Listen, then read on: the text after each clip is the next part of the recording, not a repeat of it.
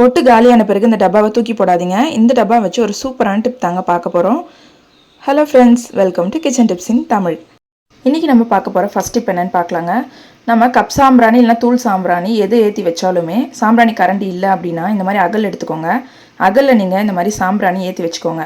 இந்த மாதிரி நீங்கள் அகலில் சாம்பிராணி போட்டுட்டு நீங்கள் அதை கையிலேயே காமிக்க தேவையில்லை. நெருப்புலாம் இருந்துச்சுன்னா கை சுடும். அதனால் இந்த மாதிரி ஒரு வேஸ்ட்டான கப்பு இருந்தால் எடுத்துக்கோங்க, பீங்கான் கப்பு. இந்த மாதிரி காஃபி கப்பில் நம்ம இந்த மேலே அகலை வச்சுட்டு நம்ம சாம்பிராணி வீடு ஃபுல்லாக காமிக்கலாங்க. நல்லா வாசனையாக இருக்கும். என்கிட்ட தூள் சாம்பிராணி தீர்ந்து போச்சுங்க, அதனால தான் இதை வச்சு நான் உங்களுக்கு வீடியோவில் காமிக்கிறேன். நீங்கள் வீட்டில் சாம்பிராணிலாம் நெருப்பு போட்டு போடுவீங்க இல்லைங்களா? ஸோ அதுக்கு வந்து நீங்கள் இந்த மாதிரி கப்பில் நீங்கள் மேலே அகலை வச்சுட்டு நீங்கள் ஒரு தீபாதனம் மாதிரி நம்ம காமிக்கலாம். ஸோ இது ரொம்ப யூஸ்ஃபுல்லாக இருக்கும். சாம்பிராணி கரண்டி இல்லை அப்படின்னா இது யூஸ் பண்ணுங்கள். அடுத்துட்டு இப்போ என்னென்னு பார்க்கலாங்க. நம்ம வீடு எப்போவுமே வாசனையாக இருக்கணும். விசேஷ டைமில் இல்லை வீட்டுக்கு யாராச்சும் கெஸ்ட்டெல்லாம் வராங்க அப்படின்னா வீடு நம்ம நல்லா வந்து வாசனையாக வச்சுப்போம் இல்லைங்களா? ஸோ அதுக்கு வந்து நம்ம இந்த மாதிரி வீட்டில் இருக்க பர்ஃப்யூம் எது இருந்தாலும் எடுத்துக்கோங்க. நீங்கள் யூஸ் பண்ணுற பர்ஃப்யூமை இந்த மாதிரி சோஃபாவில், கர்டன்ஸில், அதே மாதிரி மேட்டில் இதிலலாம் நீங்கள் ஸ்ப்ரே பண்ணி விட்டீங்க அப்படின்னா நல்லா வாசனையாக இருக்குங்க. நம்ம வீட்டு கெஸ்ட் யாராச்சும் வராங்கன்னா அந்த டைமில் இந்த மெத்தட் ட்ரை பண்ணுங்கள். அதே மாதிரி ஏதாச்சும் விசேஷ நாட்கள்லாம் நீங்கள் இந்த மாதிரி டிப்ஸை ஃபாலோ பண்ணிங்கன்னா வீடு நல்லா வாசனையாக இருக்கும்.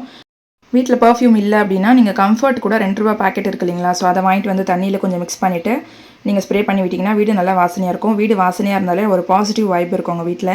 ஸோ இந்த மெத்தட் ட்ரை பண்ணி பாருங்கள். இந்த மாதிரி என்ட்ரன்ஸில் இருக்க மேட்டெல்லாம் ஸ்ப்ரே பண்ணி விடுங்க. அடுத்துட்டு இப்போ என்னென்னு பார்க்கலாங்க.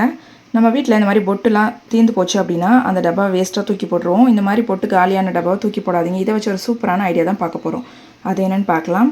இப்போ இதில் வந்து கொஞ்சமாக தண்ணி ஊற்றிக்கோங்க. சும்மா ஒரு டாட் அளவுக்கு ஊற்றிக்கோங்க. நான் நிறைய ஊற்றிட்டேன். ஸோ இப்போ இதில் இந்த மாதிரி தண்ணி ஊற்றிட்டு இதை நல்லா வந்து அதில் இருக்க காட்டன் வந்து நல்லா டிப் பண்ணிக்கிற மாதிரி தண்ணி ஊற்றி ஊற விட்டுருங்க. இப்போ இதை எதுக்கு நம்ம யூஸ் பண்ண போகிறோன்னு பார்த்தீங்கன்னா, இந்த மாதிரி ப்ரெஸ் பண்ணிங்கன்னா உங்களுக்கு தண்ணி அதில் வரும். இதை வச்சு நம்ம காசெல்லாம் வந்து ஏடிஎம்மில் எடுத்துகிட்டு வந்தோம் அப்படின்னா காசு ரொம்ப புதுசாக இருக்குங்க. ஸோ அந்த காசு நம்ம எண்ணுறப்போ பார்த்தீங்கன்னா ஒன்றோட ஒன்று ஒட்டிக்கும். ஸோ அந்த மாதிரி ஒட்டாமல் இருக்கிறதுக்கு இந்த மெத்தட் நம்ம யூஸ் பண்ணலாம். இதில் தொட்டுட்டு நீங்கள் ஒரு முறை நீங்கள் இந்த மாதிரி எண்ணிங்க அப்படின்னா காசு ஒன்றோட ஒன்று ஒட்டாது. ஏன்னா ரூபா நோட்டுக்கெல்லாம் புதுசாக அச்சிட்ட மாதிரி இருக்கும்.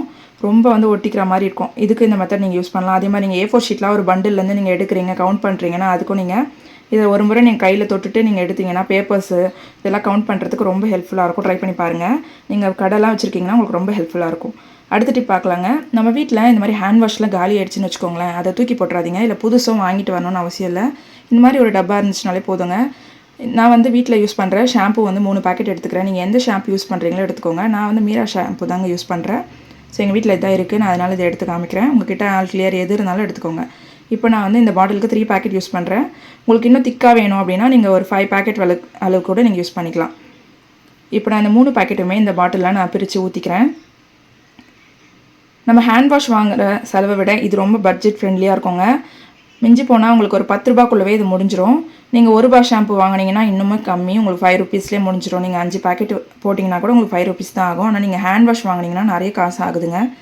ஸோ நீங்கள் பட்ஜெட்டாக நீங்கள் யூஸ் பண்ணோம் அப்படின்னு நினச்சிங்கன்னா இதை ட்ரை பண்ணி பாருங்கள்.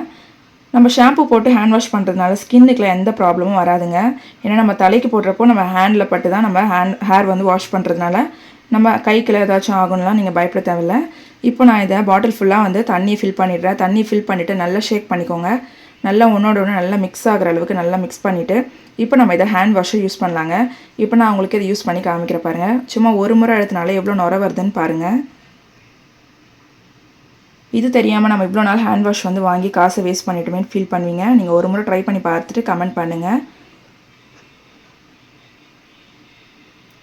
இப்போ பாருங்கள், நான் கொஞ்சம் தான் எடுத்திருக்கேன், ஆனால் சூப்பராக நுர வருது. இதே மாதிரி நீங்களும் வீட்டில் ட்ரை பண்ணி பாருங்கள். ஸோ ஹேண்ட் வாஷ் இல்லாத டைமில் இந்த மாதிரி நம்ம யூஸ் பண்ணிக்கலாம். இப்போ மழைக்காலம் வேறு வருது. ஸோ ஹேண்ட் வாஷ் கண்டிப்பாக எல்லார் வீட்லேயும் இருக்கணும். ஏன்னா கிருமிங்க நிறைய வந்து அஃபெக்ட் ஆகிறதுக்கு நிறைய சான்சஸ் இருக்குது. ஸோ அதனால் இந்த மாதிரி ட்ரை பண்ணி வச்சுக்கோங்க. லாஸ்ட் இப்போ என்னென்னு பார்க்கலாங்க. நம்ம மாவுலாம் நிறைய ஜலிக்கிறோம் அப்படின்னா அதை ஜலிக்கிறப்போ வெளியெல்லாம் சுற்றி மாவு சதுரும். அந்த மாதிரி சதுராமல் இருக்கிறதுக்கு இந்த மாதிரி ஒரு டம்ளர் வச்சு நீங்கள் தேய்ச்சிங்க அப்படின்னா மாவுலாம் கரெக்டாக நம்ம பிளேட்டில் விழுந்துடும். ஸோ நீங்கள் நிறைய ட்ரை பண்ணுறப்போ இந்த மெத்தட் ட்ரை பண்ணுங்கள். டம்ளர் வச்சு தேய்ச்சிங்கன்னா வேலையும் சீக்கிரம் முடியும், இடமும் நம்மளுக்கு சுத்தமாக இருக்கும். ஓகே ஃப்ரெண்ட்ஸ், நான் இந்த வீடியோவில் போட்ட டிப்ஸ்லாம் உங்களுக்கு யூஸ்ஃபுல்லாக இருக்கும்னு நினைக்கிறேன். பிடிச்சிருந்தா நம்ம சேனலுக்கு ஒரு லைக் கொடுங்க. உங்கள் ஃப்ரெண்ட்ஸ் அண்ட் ஃபேமிலிக்கு ஷேர் பண்ணுங்கள். இந்த டிப்ஸ்லாம் அவங்களுக்கும் யூஸ்ஃபுல்லாக இருக்குங்க. ஓகே ஃப்ரெண்ட்ஸ், இந்த வீடியோ பிடிச்சிருந்தா நம்ம சேனலை மறக்காமல் சப்ஸ்கிரைப் பண்ணி வச்சுக்கோங்க. பக்கத்தில் இருக்க பெல் ஐக்கானையும் ப்ரெஸ் பண்ணிக்கோங்க. அப்போ தான் நான் போடுற வீடியோஸ் உங்களுக்கு நோட்டிஃபிகேஷனில் வரும்.